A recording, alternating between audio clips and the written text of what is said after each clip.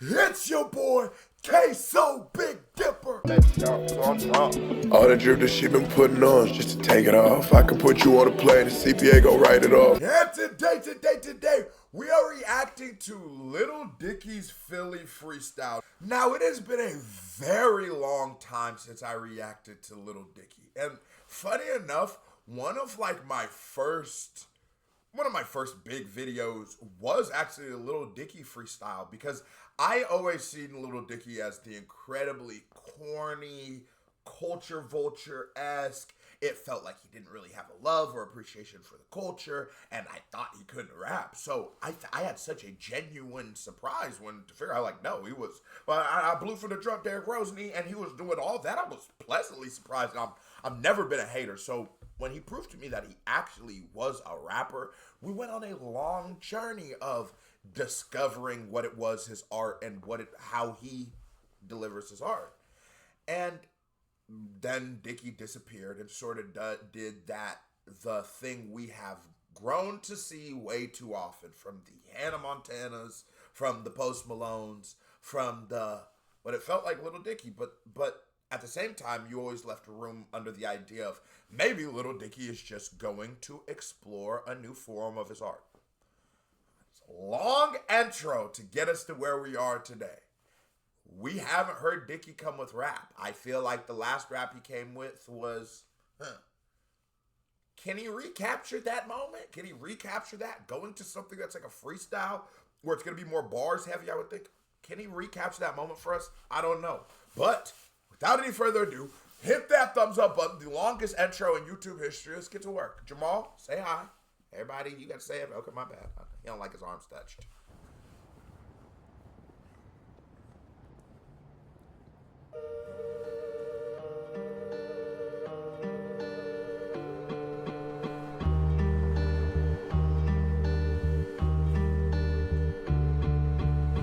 County Fair, I remember vividly, my feet were set. I was jazzed to take my shot. Call me Jeff Hornacek. Still the same moral. Strong bar. Dicky is a major basketball fan, like a lot of us in hip hop are, and the jazz to take his shot. Jeff Hornacek, that's a very dope bar. Very good setup. I like the ambiance behind this beat. Now there is something we need to be watching for, and let's keep going. My feet were set. I was jazzed to take my shot. Call me Jeff.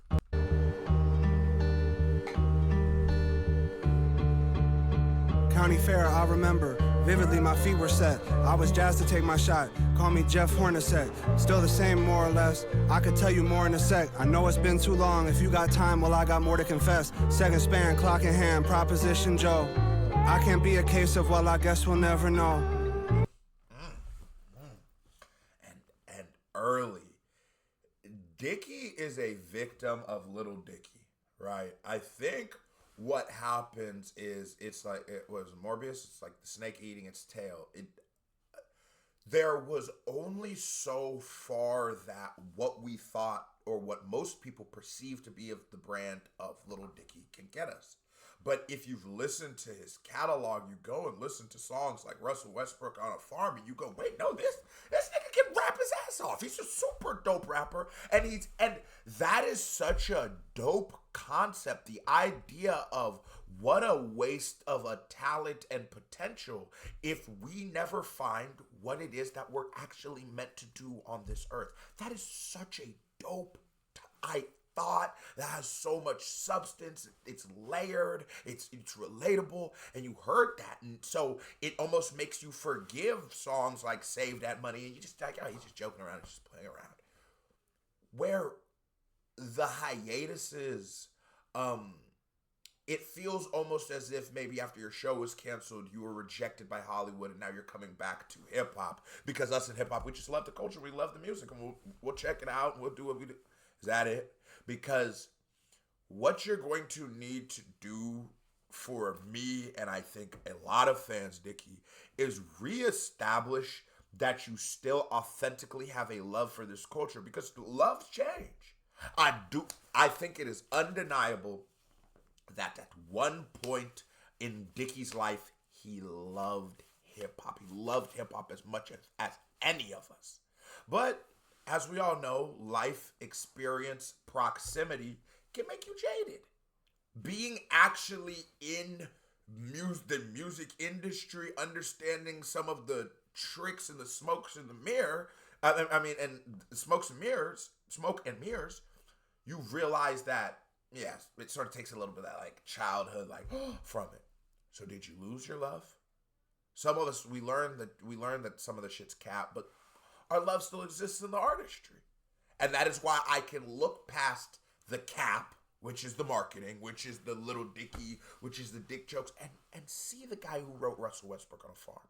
But I think if you want to reestablish yourself in any way in hip-hop, you are going to need to reestablish that feeling. You're going to have to reestablish the feeling that you give a fuck because you look and feel like you just were a culture vulture. I just, sometimes I'm like, even if you listen to the song with Snoop Dogg, you essentially explained what being a culture vulture is, right? But you put a different spin on it of like, yeah, maybe I want to make corny white guy rap. There's a lot of corny white guys. And I'm like, okay, that's fair. That's a lane you could be in, but you didn't have to do that. And I think it comes from a place of like insecurity, and hey, we all got insecurities, but bro, you didn't have to be Weird Al Yankovic. Nigga, you rap good enough, you could have just been whoever, you could have just been Lil Dicky, and we would have listened. You could have had the same name and everything, less dick jokes, and come on, man. I can't be another guy just rapping with no soul. And if you're waiting for the beat to drop, then you should go. Ain't no drop off, I just rap. I can't be a case of, well, I guess we'll never know. I can't be another guy just rapping with no soul.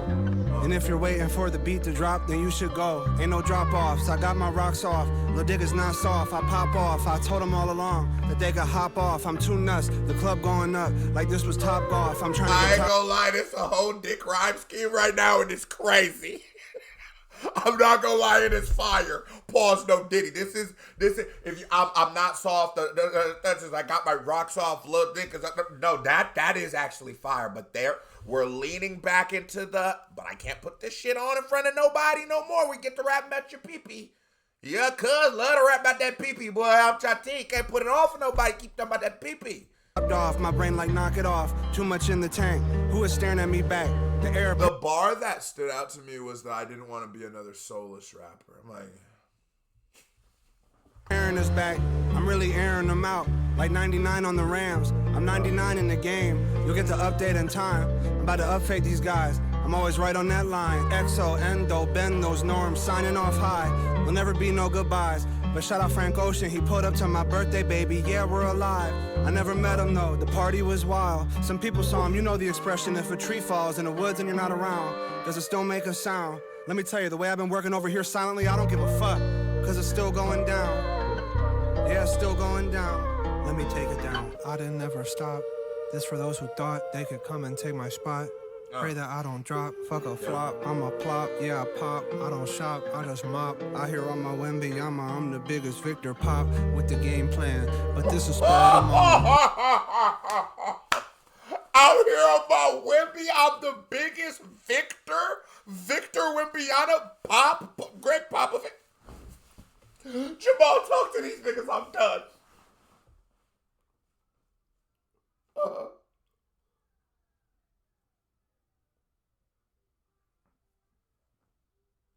Yeah, I couldn't have said it any better myself, Jamal. I couldn't have. Yeah, no. When I come back, I'll bring the biggest victor pop with the game plan.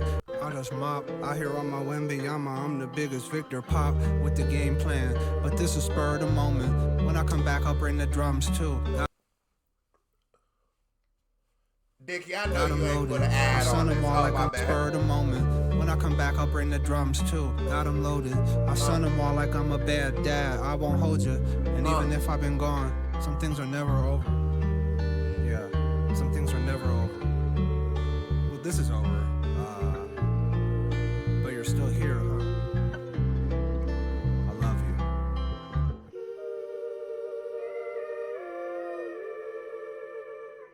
you. Yeah, just enough for Philly in front of the Rocky Monument. No, that was dope. It was dope.